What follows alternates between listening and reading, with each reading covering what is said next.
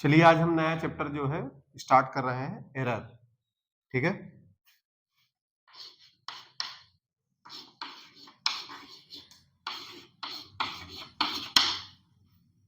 ठीक है, नया हमारा चैप्टर है एरर्स। ठीक है, तो देखिए एरर क्या होता है। ठीक है, देखिए एरर इसका जो है, अगर आप हिंदी देखोगे तो इसको हम लोग बोलते हैं त्रुटि। ठीक है, क्या बोलेंगे? त्रुटि। और इंग्लिश में उसी वर्ड को हम क्या नाम देते हैं? एरर्स।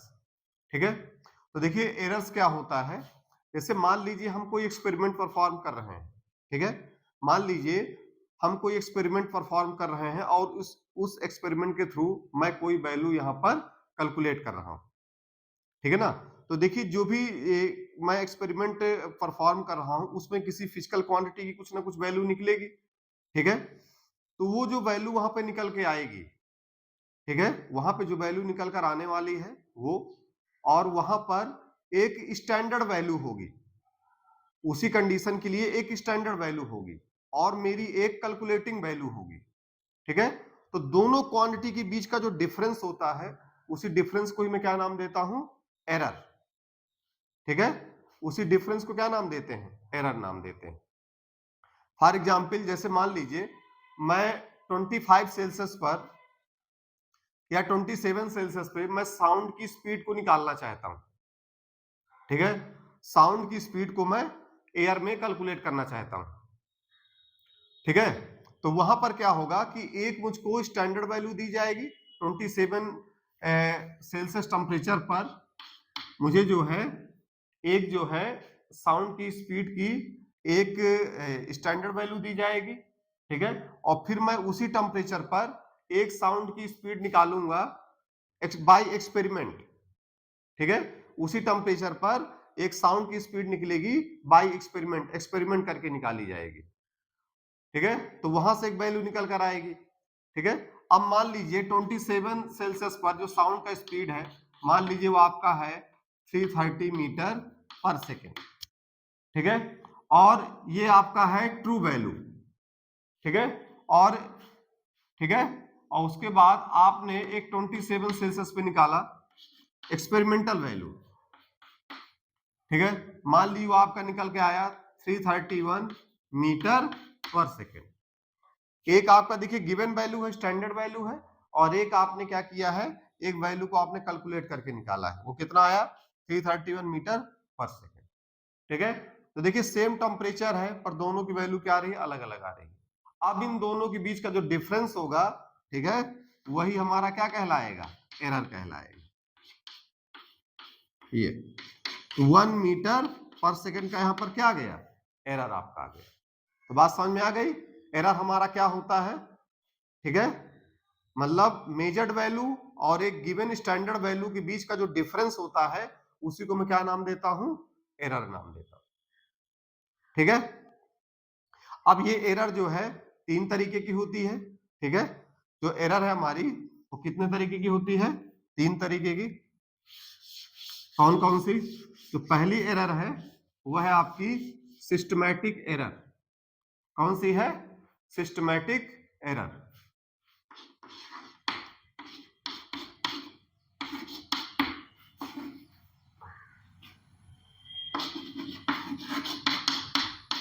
Systematic error. दूसरी है रैंडम एरर।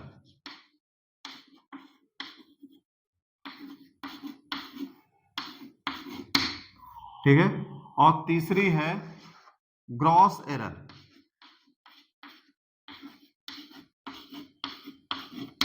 ठीक है, एक सिस्टमैटिक एरर, दूसरी रैंडम एरर और थर्ड ग्रॉस एरर। ठीक है, एरर को 3 पार्ट में डिवाइड किया गया है। ठीक है, तो चलिए इसमें सिस्टमैटिक एरर क्या होती है, रैंडम एरर, ग्रॉस एरर, इनको हम लोग जो है 1 बाय 1 करके देखते हैं। ठीक है, तो देखिए पहला है हमारा सिस्टमैटिक एरर। तो देखिए सिस्टमैटिक एरर वो एरर होती है जिसका आपको कॉज पता होता है कि ये एरर आखिर क्यों आ रही है। ठीक है ना, इस एरर के बारे में आपको पता होता है कि ये एरर क्यों आ रही है। अब ये एरर क्यों राइज होती है?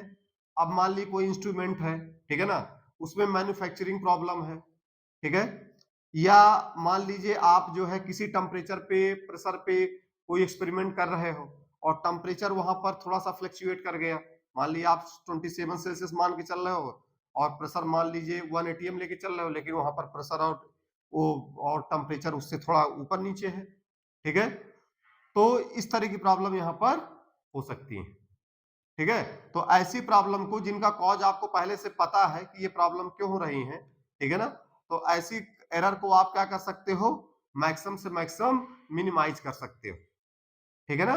ऐसी एरर्स को, जैसे मान लिया आपका इंस्ट्रूमेंट प्रॉपर नहीं है, ठीक है, तो उसको आप अच्छे से सेट कर सकते हो, उसमें कहीं पर कोई गड़बड़ है उसको आप जो है, जो भी उसका मैन्युफैक्चरिंग प्रॉब्लम है उसको आप जो है सही करा सकते हो, ठीक करा सकते हो, क्योंकि आपको पता है कि यहाँ पर ये एरर है, ठीक है ना। टेम्परेचर जो दिया हुआ, प्रेशर दिया हुआ, उसको आप सही तरीके से सेट कर सकते हो, वहां पर उसको भी आप एक प्रॉपर तरीके में ला सकते हो, ठीक है। तो इस तरह से करके आप जो है सिस्टमैटिक एरर को क्या कर सकते हो, आप दूर कर सकते हो, ठीक है ना। मतलब देखिए, मतलब इसका अगर किसी आपको कोई कारण पता है पहले से कि यार ये इस कारण से है, तो आप ऑब्वियस सी बात है कि उस कारण को आप दूर कर दो, तो ये प्रॉब्लम क्या हो जाएगी, अपनी दूर हो जाएगी। तो बात समझ में आ गया कि आखिर सिस्टमैटिक एरर क्या होती है, ठीक है। और इसके लिए जो भी करने वाला ऑब्जर्वर है उसको थोड़ा सा अच्छे से एक्सपेरिमेंट के बारे में पता होगा, तो भी कई उसके एरर आने के चांस कम होंगे। जैसे कोई एक ऐसा ऑब्जर्वर कर रहा है जिसको अच्छे से एक्सपेरिमेंट के बारे में नहीं, हम पहले से जानते हैं कि इसको एक्सपेरिमेंट के बारे में उतना अच्छा नॉलेज नहीं है, तो हम ये काम कर सकते हैं, उसको अच्छे से उस एक्सपेरिमेंट के बारे में अच्छे से सिखा करके फिर से जब वो ट्राई करेगा तो उसके जो है एरर आने के चांस क्या होंगे, कम से कम होंगे, ठीक है। तो मतलब यहाँ पर कहने का मतलब ये है कि जो भी एरर होगी उसका कॉज हमें पता होगा, तो उस कॉज को मिनिमाइज करके एरर को भी हम लोग क्या कर सकते हैं, मिनिमाइज कर सकते हैं। ये एरर आपकी किस में आएगी, सिस्टमैटिक एरर में आएगी, ठीक है। दूसरा आपका है रैंडम एरर।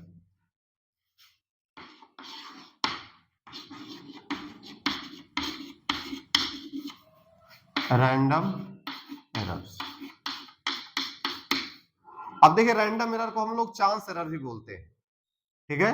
रैंडम एरर को हम लोग चांस एरर भी बोलते हैं, ठीक है।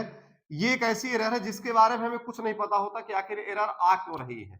हमारा इंस्ट्रूमेंट भी सही होता है, करने वाला भी जो जो करता है उसको सब अच्छे से नॉलेज भी होता है, फिर भी अगर वो किसी एक्सपेरिमेंट को रिपीट कर रहा है तो देखेगा कि हर बार करने पे अलग अलग रीडिंग आ जा रही है, जबकि उसने इंस्ट्रूमेंट को अच्छे से सेट भी किया है, ठीक है, उसको उस एक्सपेरिमेंट के बारे में नॉलेज भी अच्छा है, ठीक है, उसके बाद भी वो काफी मेंटली अलर्ट है, उसके बाद भी जब एक्सपेरिमेंट को रिपीट कर रहा है तो देख रहा है कि बार बार क्या है, रीडिंग जो क्या आ जा रही है, अलग अलग आ जा रही है, ठीक है।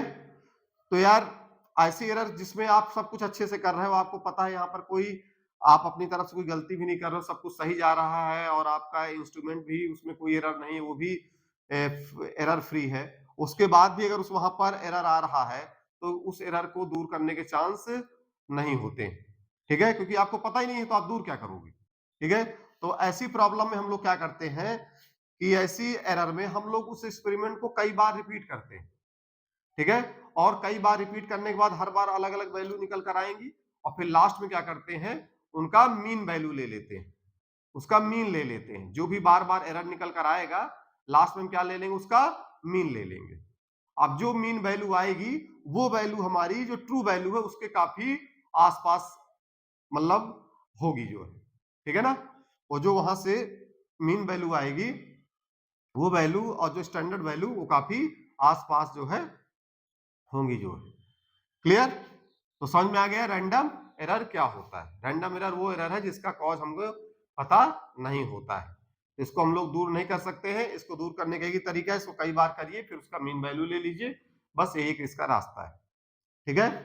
तो यहां पर एक चीज ध्यान दीजिएगा कि अगर मान ली किसी एक्सपेरिमेंट को अगर हमने n टाइम्स किया, अगर किसी एक्सपेरिमेंट को मान लीजिए मैंने n टाइम्स किया तो उसमें एरर आने के जो चांस होंगे, कम आने के चांस होंगे, वो कितने होंगे, 1/n टाइम्स। अगर इसको मैंने n टाइम्स किया है तो इसमें एरर आने के चांस जो कम से कम होंगे वो कितने होंगे, 1/n टाइम्स। इसका मतलब ये हुआ कि अगर मान लीजिए मैं किसी एक्सपेरिमेंट को 100 टाइम्स कर रहा हूं और मान लीजिए उसमें एरर आपका रिड्यूस हुआ कितना, x, ठीक है। तो अगर इसी को मैं 400 टाइम्स अगर करूंगा तो यहां पर रैंडम एरर कितने टाइम्स रिड्यूस हो जाएगा, 1/4 टाइम्स। ये ध्यान दीजिएगा, क्योंकि यहां पर 4 गुना बढ़ गया तो यहां पर जो एरर आने के जो एरर भी यहां पर 1/4 टाइम्स जो है क्या हो जाएगी, वो मतलब 4 टाइम्स क्या हो जाएगी, मिनिमाइज हो जाएगी, ठीक है ना। मतलब जो भी आपका 4 टाइम्स यहां पर देखिए ऊपर मल्टीप्लाई में है तो वही 4 आपका यहां पर कहां जाएगा, नीचे आ जाएगा, ठीक है। तो बात समझ में आ गई कि हम लोग रैंडम एरर को किस तरह से मिनिमाइज कर सकते हैं, ठीक है। चलिए तीसरा देखते हैं, ग्रॉस एरर।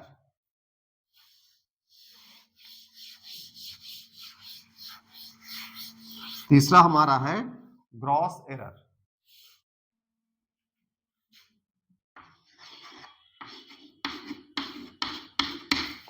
ग्रॉस एरर, अब देखिए ग्रॉस एरर क्या है। देखिए ग्रॉस एरर एक ऐसा एरर है जो मतलब आप जो इस एक्सपेरिमेंट को परफॉर्म करने वाला ऑब्जर्वर है जब वो मेंटली अलर्ट नहीं होता है, इंस्ट्रूमेंट भी सही है पर उसने प्रॉपर उसको सेट नहीं किया हुआ है, ठीक है ना। और पता चला उसने अच्छा सेट किया है, रीडिंग ठीक से नहीं ले रहा है, वो रीडिंग कुछ और आ रही है, रीडिंग कुछ और नोट करके लिख रहा है, ठीक है। रीडिंग कुछ और आ रही है, रीडिंग कुछ और लिख रहा है, इंस्ट्रूमेंट सही भी है, गलत तरीके से सेट कर रहा है, ठीक है ना। वहां पर जो स्टैंडर्ड वैल्यू कुछ ली जाती है उनकी वैल्यू गलत ले रहा है, ठीक है। तो कुल मिलाकर की ये एरर एक ऐसी एरर है जो सब कुछ सही होते भी ऑब्जर्वर के कारण जो गलत हो जाती है। तो ऐसी एरर किसके अंतर्गत आएंगी, ग्रॉस एरर के अंतर्गत आएंगे, ठीक है। तो यार ऐसी एरर को दूर करने का तरीका क्या है, तो यार ऑब्वियस सी बात है कि ऐसी एरर को आप कैसे दूर करोगे, जो करने वाला ऑब्जर्वर है अगर वो मेंटली अलर्ट हो जाए, वो थोड़ा सावधानी पूर्वक करे तो ये एरर भी क्या हो जाएगी, मिनिमाइज हो जाएगी, क्योंकि ये ऑब्जर्वर की कमी कारण ये एरर आती है। अगर वो अपने आप को सही तरीके से कर ले और सही तरीके से एक्सपेरिमेंट को परफॉर्म करे, मेंटली अलर्ट रहे, तो ये एरर भी मिनिमाइज हो सकती है, ठीक है। तो बात समझ में आ गई कि हमारी सिस्टमैटिक एरर क्या होती है, ठीक है, रैंडम एरर क्या होती है और ग्रॉस एरर क्या होती है, ठीक है। तो देखिए हमने 3 तरह की एरर को पढ़ लिया। अब इन एरर्स को, ठीक है ना, कितने फॉर्म में मैं रिप्रेजेंट कर सकता हूं। अब आया कि डिफरेंट फॉर्म्स जिनके टर्म में मैं इन एरर को क्या कर सकता हूं, रिप्रेजेंट कर सकता हूं, ठीक है। डिफरेंट फॉर्म, जिन फॉर्म के अंतर्गत मैं इन एरर्स को क्या कर सकता हूं, रिप्रेजेंट कर सकता हूं। तो कौन कौन सी एरर होंगी,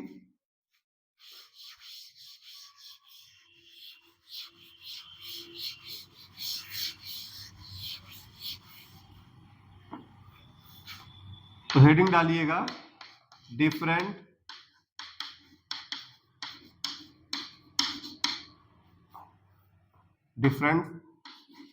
फॉर्म्स टू रिप्रेजेंट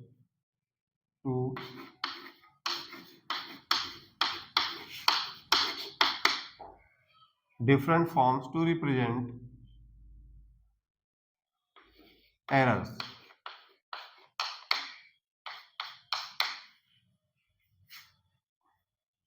एरर्स को रिप्रेजेंट करने के कई तरीके हैं। तो पहला है एब्सोल्यूट एरर।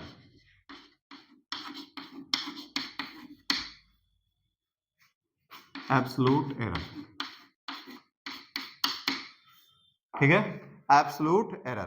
तो यार ये एब्सोल्यूट एरर क्या होती है, तो जैसे यार मैंने मान ली कोई एक्सपेरिमेंट है, उसको मैंने n टाइम्स रिपीट किया, किसी फिजिकल क्वांटिटी की मुझे मान ली कोई वैल्यू निकालना है, तो उस वैल्यू को निकालने के लिए उस एक्सपेरिमेंट को मान लो मैंने n टाइम्स रिपीट किया।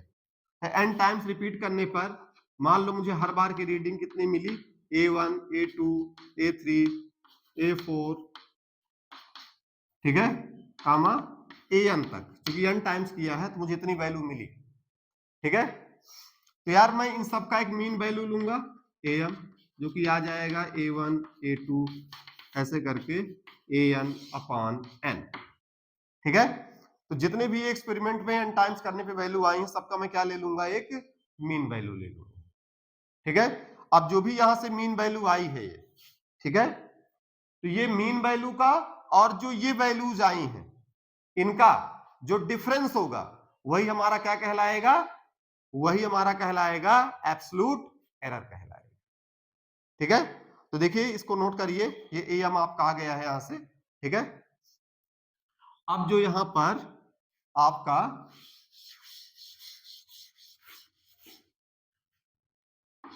एब्सोल्यूट एरर होगा वो क्या हो जाएगा, am minus a1 delta a2 am minus a2 delta a3 am minus a3 ऐसे करके आपका नीचे आता चला जाएगा। ये सब हमारी कौन सी एरर हो जाएंगी, ये हमारी एब्सोल्यूट एरर हो जाएंगे। ठीक है, यहां पर एब्सोल्यूट एरर। ठीक है, अब यार आता है मीन एब्सोल्यूट एरर। ठीक है, अब हमारा आएगा मीन, ठीक है, ठीक है, मीन एब्सोल्यूट एरर।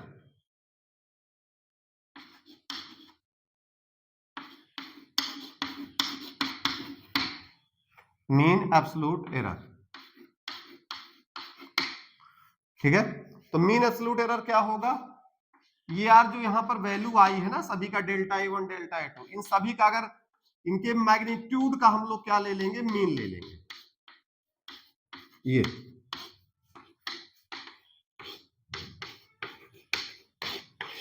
सभी के मैग्नीट्यूड का जो मीन लेंगे वही हमारा क्या कहलाएगा, मीन एब्सोल्यूट एरर कहलाएगा। क्या कहलाएगा, मीन एब्सोल्यूट एरर। जो भी आपका डिफरेंस था उसका मैंने मीन ले लिया, तो क्या कहलाया आपका, मीन एब्सोल्यूट एरर आपका यहां से आ गया। ठीक है, अब यार जिस भी फिजिकल क्वांटिटी को मैं कैलकुलेट करना चाहता हूं, अब मैं उसको जो है इस फॉर्म में लिख लूंगा। a इक्वल टू, मान लीजिए मैं फिजिकल क्वांटिटी a को कैलकुलेट कर रहा था, तो उसको मैं क्या लिखूंगा, a equal to am plus minus delta a r, ये। ठीक है, a equal to am plus minus delta a बार।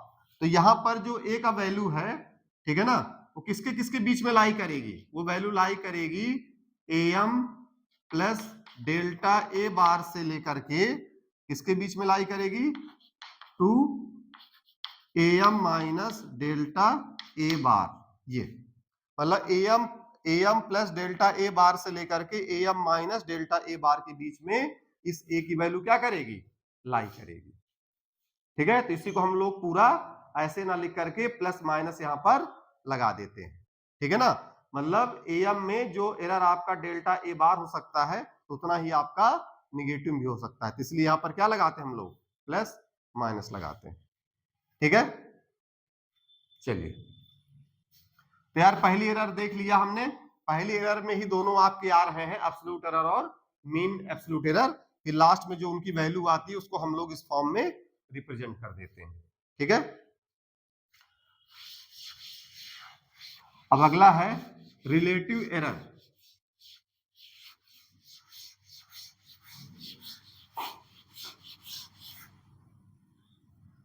दूसरा है रिलेटिव एरर।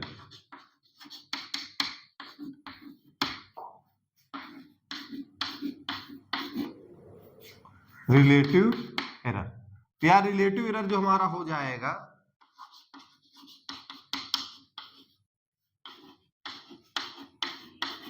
वो हमारा होगा delta A bar upon am, ये। ठीक है, delta A bar upon am। ठीक है, तो जो रिलेटिव एरर होता है वो हमारा 1 के रिस्पेक्ट में होता है, और जिसका वैल्यू क्या होता है, delta A bar upon am होता है। ठीक है, नोट कर लीजिए इसको। और तीसरा है परसेंटेज एरर। ठीक है, तो उसको भी देखिए मैं यहीं पे लिख दे रहा हूं, परसेंटेज एरर।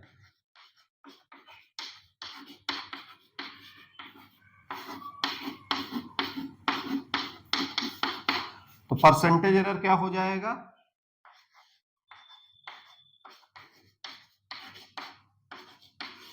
देखिए जैसे रिलेटिव एरर आपका वन के रिस्पेक्ट में होता है, तो जो हमारा परसेंटेज एरर होता है वो हमारा 100 के रिस्पेक्ट में होता है।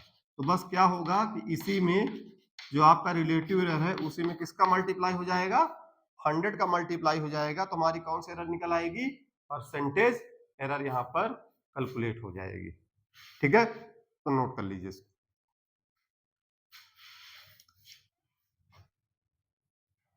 ठीक है, चलिए अब इसमें हम लोग एक एग्जाम्पल लेते हैं, उसी करके देखते हैं कि सब वैल्यू कैसे निकलेगी। ठीक है, चलिए।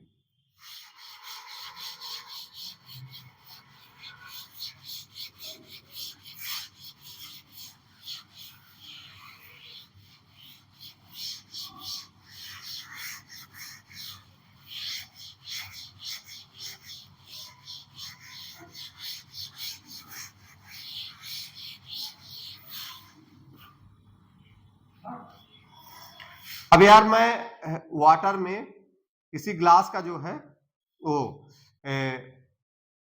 मैं जो है वाटर का रिफ्रैक्टिव इंडेक्स कैलकुलेट कर रहा हूं। ठीक है ना, वाटर का जो है रिफ्रैक्टिव इंडेक्स जो है मैं किसी एक्सपेरिमेंट में कैलकुलेट कर रहा हूं, तो वहां पर उसका जो रिफ्रैक्टिव इंडेक्स का वैल्यू है वो कई वैल्यू निकल कर आई हैं।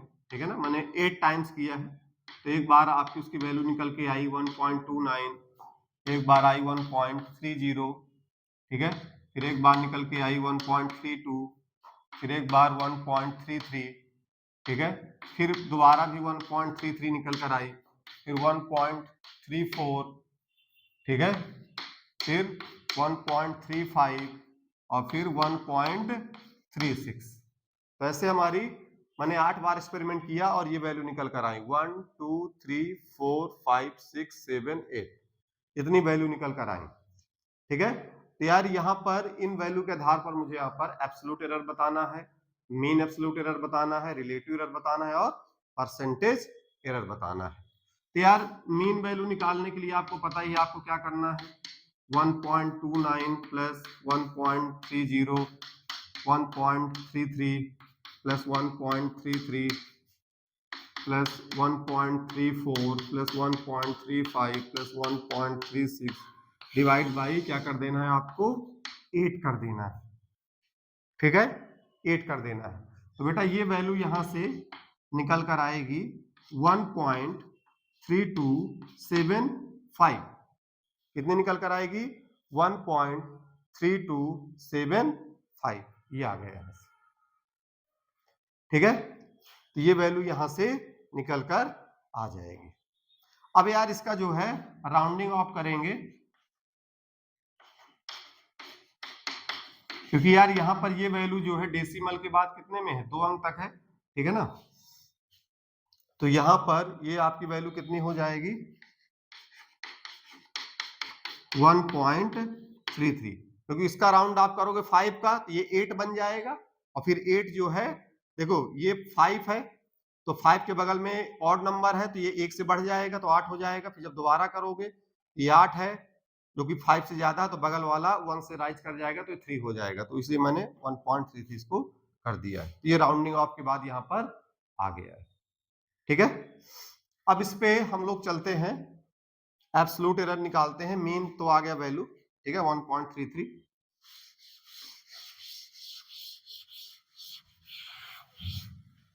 तो यार पहला जो डेल्टा A1 आएगा वो डेल्टा म्यू1 आएगा,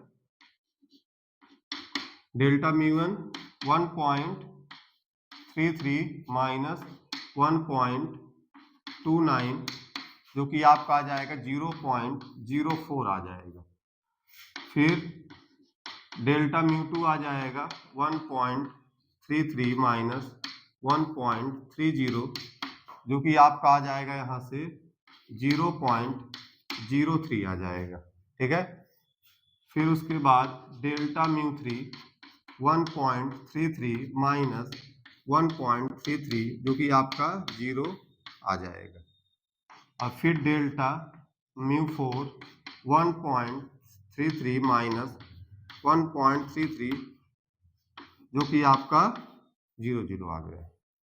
ठीक है, फिर उसके बाद डेल्टा म्यू5 1.33 माइनस 1.34, ये आपका आ जाएगा 0.01 आ गया। ठीक है, उसके बाद डेल्टा म्यू 6 1.33 माइनस 1.35, ठीक है, ये आपका आ गया। ठीक है, ये आपका माइनस में जाएगा। ठीक है, और ये आपका आ जाएगा यहां से माइनस 0.02 आ गया। ठीक है, तो यहां पर हमने देखा पहली वैल्यू 1.2930, ये आपका अभी 1.32 भी बाकी है। ठीक है, तो डेल्टा म्यू 7 आ जाएगा 1.33 माइनस 1.32, ये आपका 0.01 हो जाएगा। और डेल्टा म्यू 8 1.33 माइनस 1.36, जो कि निगेटिव का माइनस 0.03 आ जाएगा। तो हमने देख लिया, एक आपका ये निगेटिव में आया है, एक ये निगेटिव में आया है, एक ये आपका पॉजिटिव में रहेगा, ये भी आपका निगेटिव में आ गया। तो हमने यहाँ पर कौन सा एरर निकाल लिया? यहाँ पर हमने एब्सोल्यूट एरर निकाल लिया है। ठीक है, अब चलते हैं मीन एब्सोल्यूट एरर की तरफ। डेल्टा म्यू बार, ठीक है, वो सबका मैग्नीट्यूड लेके ऐड कर देंगे, तो 0.04 प्लस 0.03, ठीक है, 0.00 प्लस 0.00 और प्लस 0.01, ठीक है, प्लस 0.02 और यहाँ पर 0.01 और प्लस 0.03 अपॉन क्या आ जाएगा? 8 आ जाएगा। ठीक है, कितना आ गया? 8 आ गया। ठीक है, तो यार बेटा ये वैल्यू मुझे याद है, ठीक है ना, इसकी वैल्यू जो आएगी वो आ जाएगी 0.02 के इक्वल आएगी। राउंड ऑफ लेने के बाद आप कर लीजिएगा, इसकी वैल्यू कैलकुलेट करिएगा, तो राउंड ऑफ लेने के बाद ये वैल्यू यहाँ पर आ जाएगी। अब मुझे कैसे पता यार? मुझे याद था इसलिए मैंने लिख दिया है। ठीक है ना, कई बार का किया हुआ है। तो इसमें कुछ वैल्यू आएगी, उसका राउंड ऑफ लोगे तो राउंड ऑफ लेने के बाद ये वैल्यू आ जाएगी। यार मैं दो वैल्यू निकाल चुका हूं, डेल्टा म्यू बार और एम और आपका म्यू एम, ये चीज निकल आया है। ठीक है,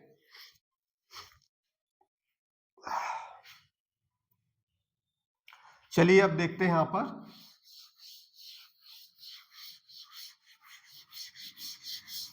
अब यार म्यू को मैं क्या लिख सकता हूं?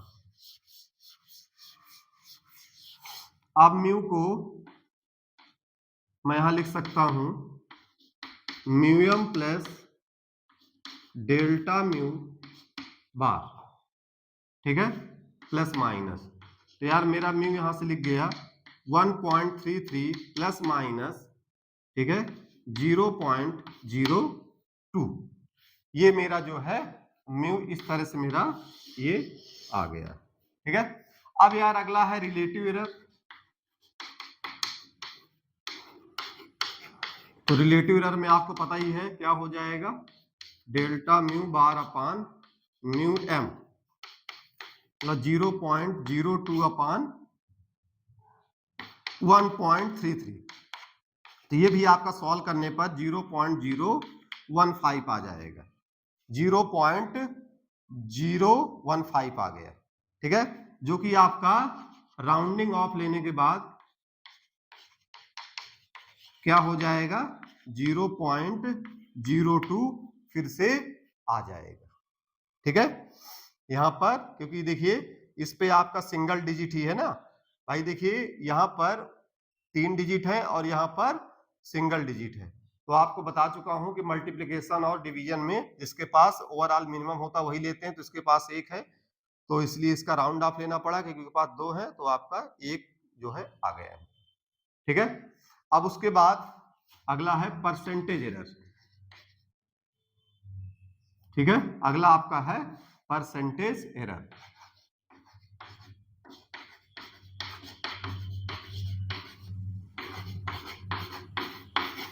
तो यार परसेंटेज एरर क्या होगा, तो देखिए राउंडिंग ऑफ जो लिए हैं वो तो हमारा रिलेटिव एरर आया है, लेकिन बिना राउंडिंग ऑफ के जो आया है, ठीक है ना, उसी में हम लोग 0.15 मल्टीप्लाई बाई 100 करेंगे, तो इसमें कितना आ गया देखिए 1.5%, ठीक है ना।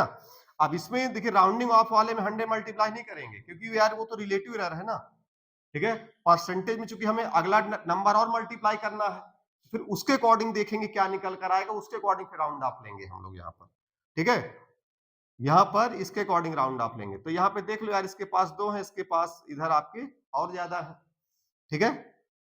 तो यार इसी अकॉर्डिंग डिसाइड हो जाएगा मल्टीप्लीकेशन में, इसके पास 2 है, इसके पास मान ली 3 है, तो यहाँ पर, और चूंकि ये 100 आपका कंप्लीट नंबर है, इसमें कोई एरर तो है नहीं, तो इसके पास तो काफी सारे डिजिट होंगे, तो फिर यहाँ पर 2 वाले के अकॉर्डिंग डिसाइड हो जाएगा, तो सीधे यहाँ पर कितना आ जाएगा 1.5% आ जाएगा।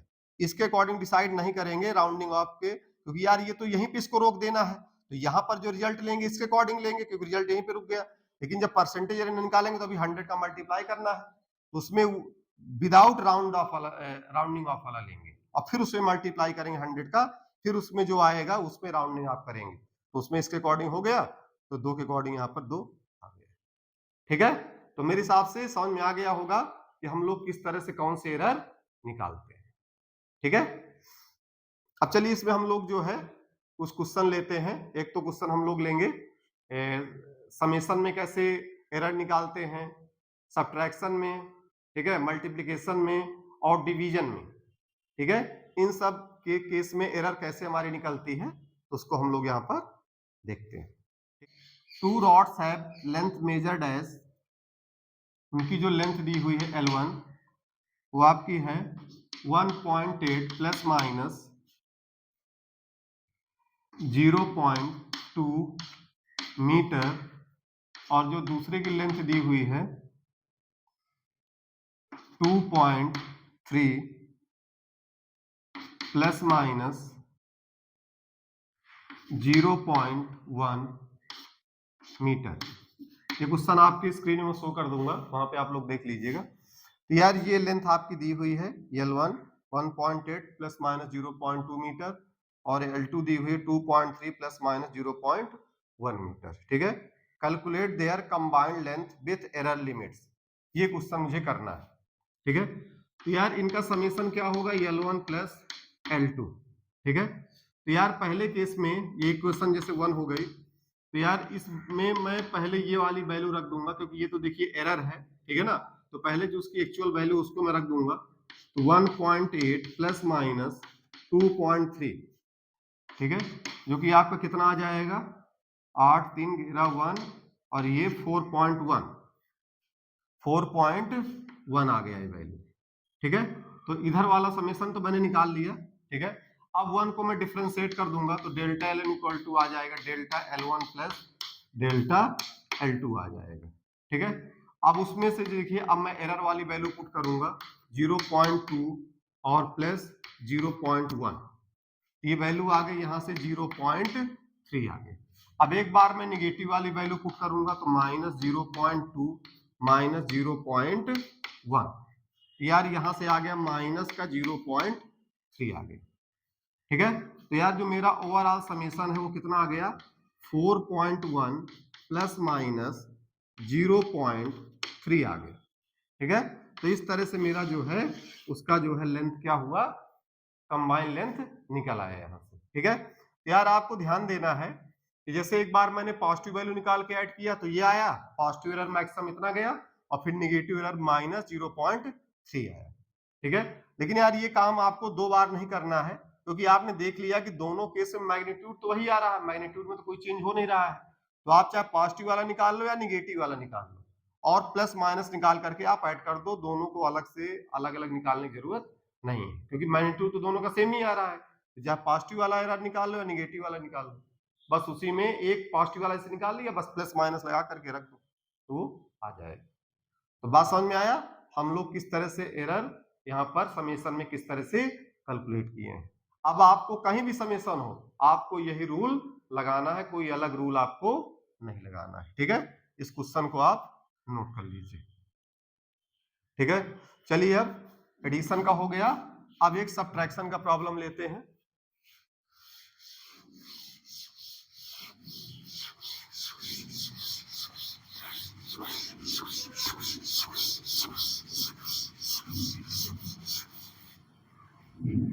सब्ट्रैक्शन में है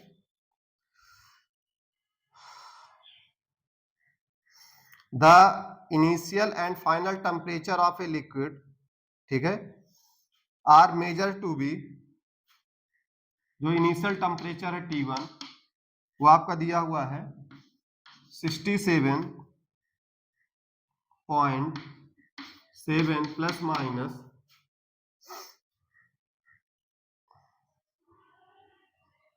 0.2 सेल्सियस, और जो T2 दिया हुआ है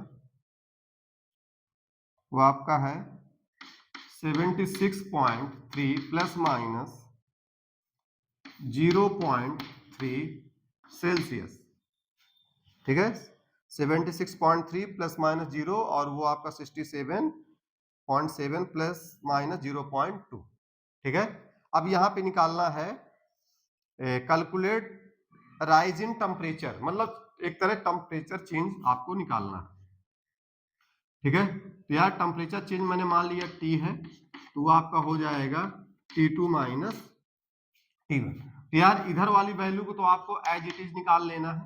तो ये 76.3 माइनस 67.7 ये आपका रहेगा, ठीक है। तो यार यहां से आपका ये कितना आ जाएगा वैल्यू कैलकुलेट होकर के। तो यार देखिए इधर से ये आपका 7 तो जाएगा नहीं, तो इधर से आपका एक इधर आप ये आपका 13 हो जाएगा, और 13 में से 7 जाएगा तो कितना आएगा 6 आएगा, ठीक है।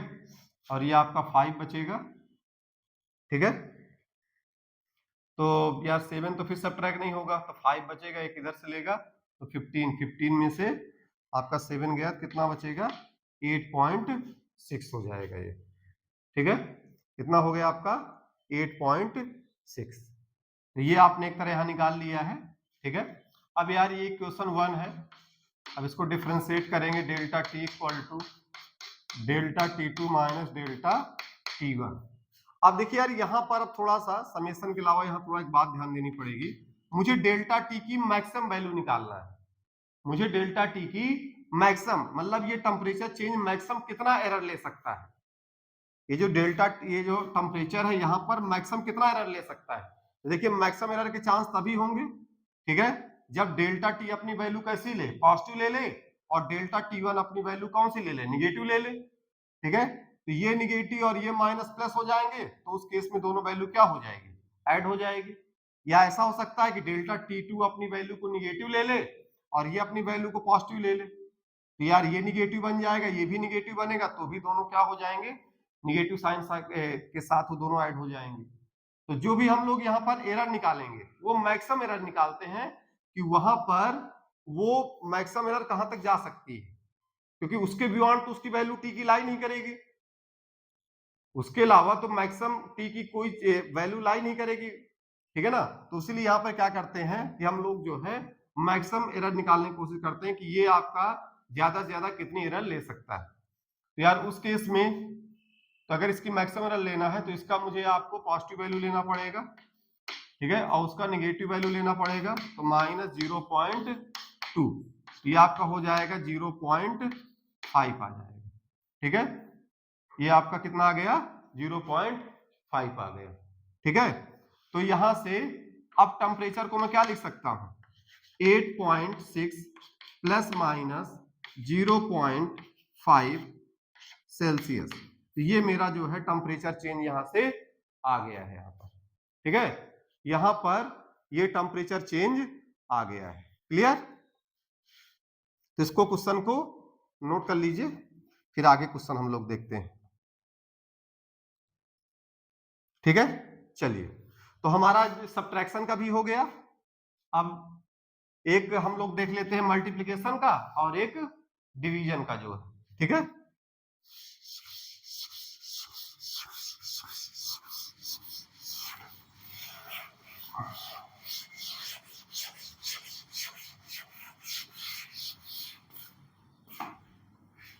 ठीक है, तो अगला प्रॉब्लम है a potential difference of V equal to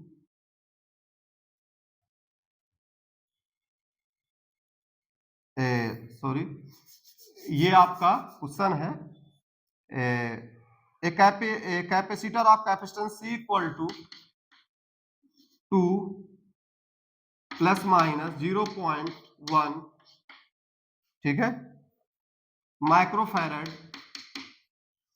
is charged to a potential difference V equal to 20 plus minus 0.2 volt, ठीक है।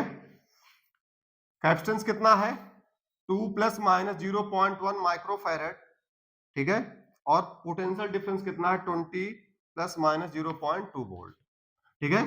तो यहां पे आपको निकालना है what is the charge on the capacitor. तो यार Q इक्वल टू हमारा क्या होगा C इंटू V, ठीक है, ये क्वेश्चन 1 हो गई। अब यार इधर वाली वैल्यू को तो डायरेक्ट हम लोग यूज करेंगे, तो 20 मल्टीप्लाई बाई 2, ये हमारा कितना हो गया 40 हो गया, ठीक है ना, माइक्रो कूलम आ गया यहां से 40 माइक्रो कूलम। अब उसको हम लोग क्या करेंगे, अब उस इक्वेशन 1 का हम लोग लॉग लेंगे, ये हो जाएगा log Q equal to log C plus log V। अब इसको डिफ्रेंशिएट करेंगे तो ये आपका delta Q upon Q equal to ये आपका आ जाएगा delta C upon C plus delta V upon V, ठीक है ना। ये देखिए dq अपान Q आएगा तो dq को फिर बाद में मैं डेल्टा में कन्वर्ट कर लूंगा, ठीक है ना, तो वो प्रोसेस को मैं यहाँ पर मैंने डायरेक्ट कर दिया है। तो यार देखिए डेल्टा Q यहाँ से आपका आ जाएगा Q, ठीक है, delta C upon C plus delta V upon V, ठीक है।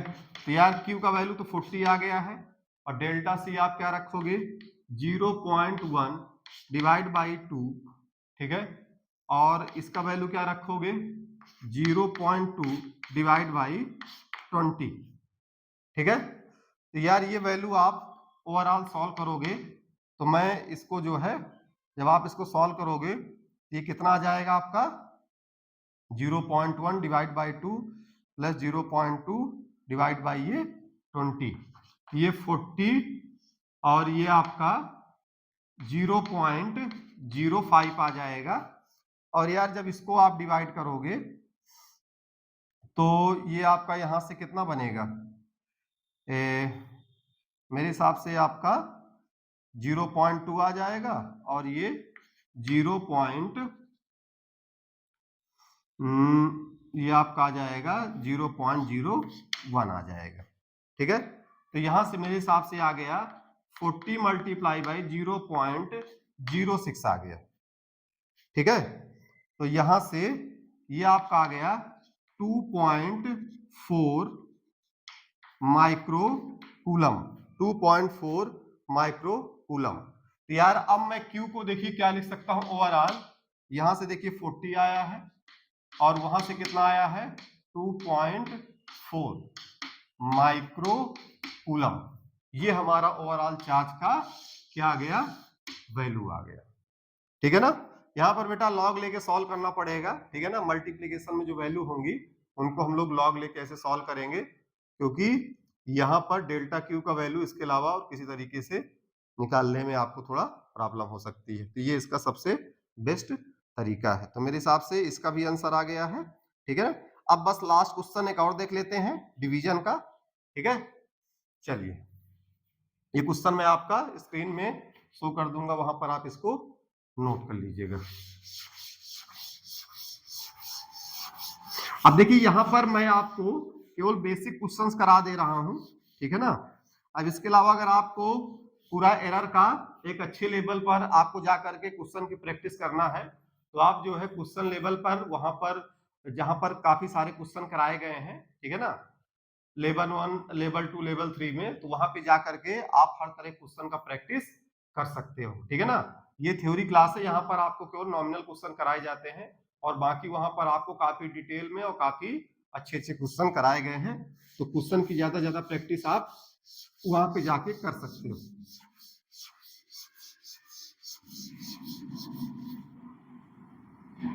ठीक है।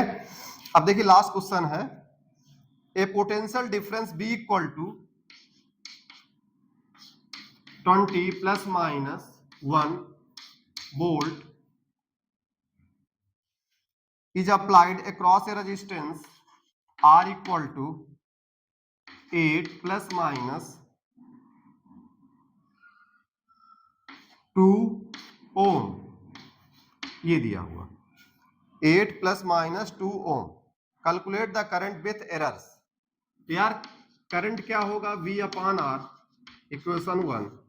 ठीक है यार, इसमें पहले डायरेक्ट वैल्यू में रखूंगा तो मेरा करंट का वैल्यू आ जाएगा, कितना हो जाएगा, अपॉन 8। तो यार ये आ गया 2.5 एम्पियर। ठीक है, एक तो वैल्यू आ गई।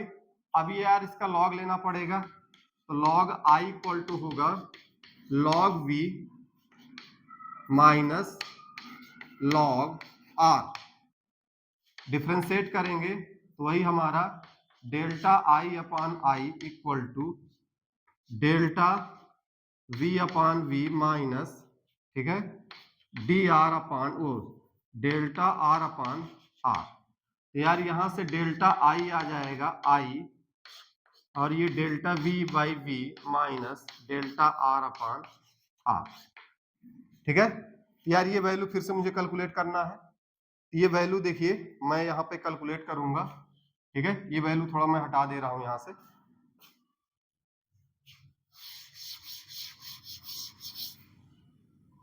ये वैल्यू यहां से मैं हटा दे रहा हूं। तो देखिए आई का वैल्यू तो आप निकाल ही चुके हो। ठीक है, तो डेल्टा आई निकालना है तो 2.5। अब देखिए फिर से मुझे इसकी वैल्यू को मैक्सिमम से मैक्सिमम निकालना है। तो इसकी मैक्सिमम से मैक्सिमम वैल्यू कब निकलेगी, जब इसको मैं पॉजिटिव रख दूं और इसको निगेटिव रख दूं। तो उस केस में क्या होगा, इसका निगेटिव और उसका निगेटिव मिलकर क्या हो जाएगा, वो पॉजिटिव हो जाएगा। तो यार 2.5 और डेल्टा वी का वैल्यू कितना आया है आपका 1/20, और ये 2 बाई ये कितना हो जाएगा आपका, ये आपका कितना दिया हुआ है, 8 दिया हुआ है। ठीक है ना, ये 8। तो यार यहां से ये आपका आ गया 2.5, और ये मेरे हिसाब से 0.05 आ जाएगा। ठीक है, और ये आपका कितना आएगा 1/4, तो मतलब ये आपका आ जाएगा 0.25 आ जाएगा। तो मेरे हिसाब से ये 2.5 मल्टीप्लाई बाई ये आपका 0.3 हो जाएगा।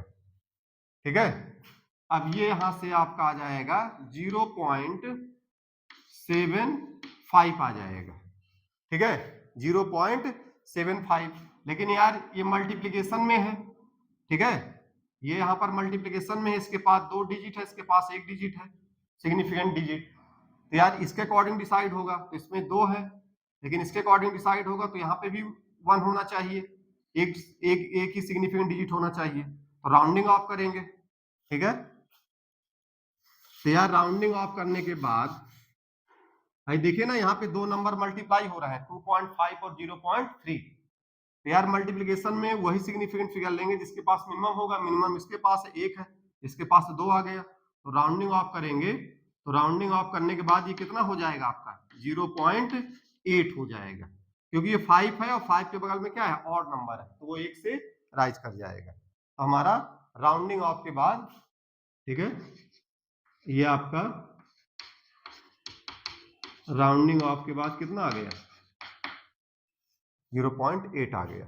ठीक है यार, बस हो गया यहाँ पर। अब आई का वैल्यू कितना हो जाएगा 2.5 प्लस माइनस, ठीक है, 0.8 कितना एम्पियर। ठीक है यार, हमने देख लिया यहाँ पर कि किस तरह से हम लोग जो है एरर जो है समेशन, सब्ट्रैक्शन, मल्टीप्लिकेशन और डिवीजन के केस में निकालते हैं, और मैंने आपको सारी बातें बता दिया है। और यहाँ पर ये जो चीजें हैं कि यहाँ पर हमें चाहे यहाँ पर माइनस साइन हो या प्लस हो तो डायरेक्ट तो ऐड करना ही है, लेकिन अगर माइनस हो तो भी हम लोग यहाँ पे ऐड करेंगे, क्योंकि हम लोग एरर की मैक्सिमम वैल्यू निकालते हैं। और एरर की मैक्सिमम वैल्यू निकालने के लिए आप देखो ना कि अगर मैं डेल्टा आर की वैल्यू, इसकी मैक्सिमम वैल्यू कब आएगी, जब इसकी डेल्टा बी की पॉजिटिव वैल्यू ले लूं और डेल्टा आर की नेगेटिव वैल्यू ले लूं, तो ये माइनस और वो माइनस प्लस हो जाएगा, और ये प्लस आई है, दोनों ऐड हो जाएगा। ठीक है, क्योंकि जिस भी फिजिकल क्वांटिटी को मैं कैलकुलेट कर रहा होता हूं, उसकी हम लोग उसमें मैक्सिमम से मैक्सिमम एरर लिमिट ही निकालते हैं। तो वो निकालने के लिए वहां पर मुझे मैक्सिमम पॉसिबल एरर निकालना पड़ेगा। ठीक है, तो यार वो हो सकता है, क्योंकि ये अगर ये आप बताओ delta B plus minus value दोनों ले रहा है और डेल्टा आर दोनों वैल्यू प्लस माइनस दोनों ले रहा है, तो यार ये एरर किसी चांस किसी बार ऐसा आ सकता है कि डेल्टा बी की वैल्यू वहां पर अपनी पॉजिटिव वैल्यू को ले ले और डेल्टा आर अपनी निगेटिव वैल्यू को ले ले, तो उस केस में यार डेल्टा आई का वैल्यू सबसे ज्यादा निकल कर आ जाएगा। ऐसा एक्सपेरिमेंट करते वक्त हो सकता है, ठीक है ना। तो वहां पर इस तरह वैल्यू रखी जा सकती है, तो उस केस में ये सबसे मैक्सिमम एरर बन जाएगी। ठीक है, तो जो एरर यहां पर मैक्सिमम बनेगी, ठीक है, वही उसकी एरर लिमिट को भी डिसाइड करेगी। तो हम लोग क्या करते हैं कि वहां पर हम मैक्सिमम एरर को ही लेके चलते हैं। तो उससे क्या फायदा होता है हमें, उससे क्या होता है कि उस फिजिकल क्वांटिटी का मैक्सिमम एरर जो, ठीक है, वैल्यू निकल आती है वहां पर। ठीक है, और उस फिजिकल क्वांटिटी का एरर के साथ जो मैक्सिमम लिमिट है वो कैलकुलेट हो जाता है। ठीक है ना, कि वो जो फिजिकल क्वांटिटी है मैक्सिमम से मैक्सिमम कितना एरर ले सकता है। अब उसके बियॉन्ड कोई एरर नहीं हो, क्योंकि इसकी मैक्सिमम से जो भी यहाँ पर एरर है, ये मैक्सिमम कितनी वैल्यू ले सकता है, ये पॉजिटिव हो जाए निगेटिव हो जाए। अब इसके बियॉन्ड यहाँ पर एरर ही पॉसिबल नहीं है। ठीक है ना, तो अब मैं उस फिजिकल क्वांटिटी को उस मैक्सिमम एरर के साथ लिमिट लगाकर अब लिख सकता हूं। ठीक है ना, तो इसलिए हम लोग क्या करते हैं, किसी एक्सपेरिमेंट में मैक्सिमम से मैक्सिमम एरर निकालते हैं और फिर हम लोग वहां पर उस फिजिकल क्वांटिटी का लिमिट लगाते हैं। ठीक है ना, एरर के साथ। चलिए फिर आज के लिए इतना ही। ठीक है, बाकी इसको अच्छे से देख लीजिएगा और क्वेश्चन जो है आप जो है क्वेश्चन के लेवल 1 लेवल 2 में जाकर के क्वेश्चन की प्रैक्टिस कर सकते हैं। ठीक है, चलिए फिर आज के लिए इतना ही। Thank you.